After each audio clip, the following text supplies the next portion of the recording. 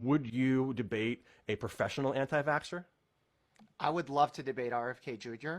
Uh, where we do that and under what rules is probably the most important question there. So let's be clear, there is no such thing as a professional anti vaxxer.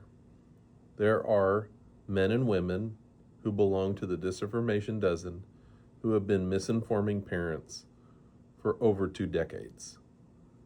They include people who profit off of misinformation, profit off of fear mongering, and use lawyers and lawsuits to justify their actions, all the while profiting for themselves.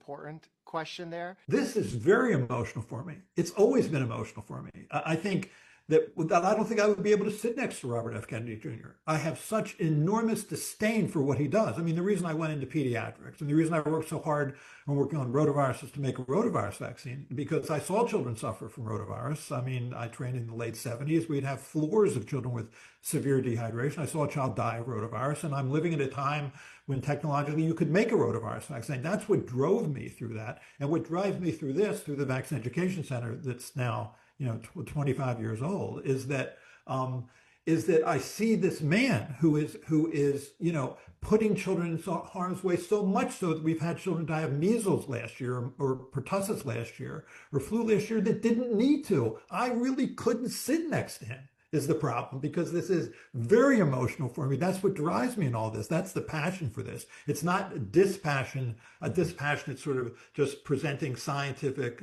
studies. It's not that at all. I think that's why it is so hard, would be so hard for me to sit next to him or somebody like Steve Kirsch. So I too feel an incredible amount of frustration and rage towards any member of the disinformation dozen, including RFK Jr. as the number one member of that disinformation dozen. I completely empathize with Dr. Offit. I met him in person. We've discussed these topics and how we can improve communication with parents. He is a wealth of knowledge with 45 years of experience. Listen to him.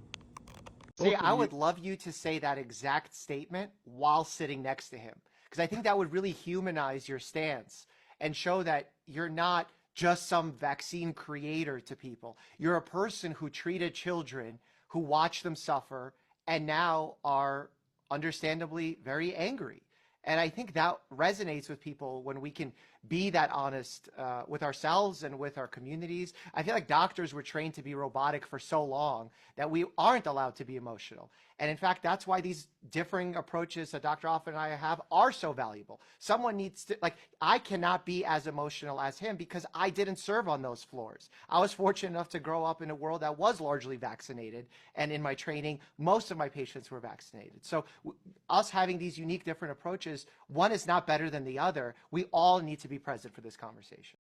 I'm of a generation that's in between both Dr. Offit and Dr. Mike.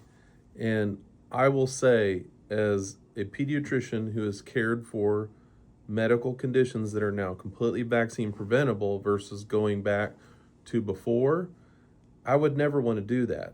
But we're being forced to, because people are choosing less and less often to trust us and to vaccinate their children. And now we're seeing these diseases resurge. It's really important to understand why we're so frustrated and so angry, and that our feelings are valid because they're not only are they based in experience, they're based in facts. The idea that an adverse reaction to a vaccine is worse than the disease itself is the most ludicrous risk assessment I've ever heard. It's literally a factor of 1,000,000 times worse to allow most vaccine preventable illnesses to make you sick versus the potential adverse reaction, which is so rare that I have given almost 1,000,000 doses of vaccines in my 20 plus year career, and I have had a handful of adverse reactions, maybe 2 or 3. So it's important to understand why some of us are so angry and why we have so much emotion besides this subject, and why we're so frustrated with the disinformation dozen, and why RFK Jr. must resign and must no longer advise parents and have a national stage where he poisons public health permanently.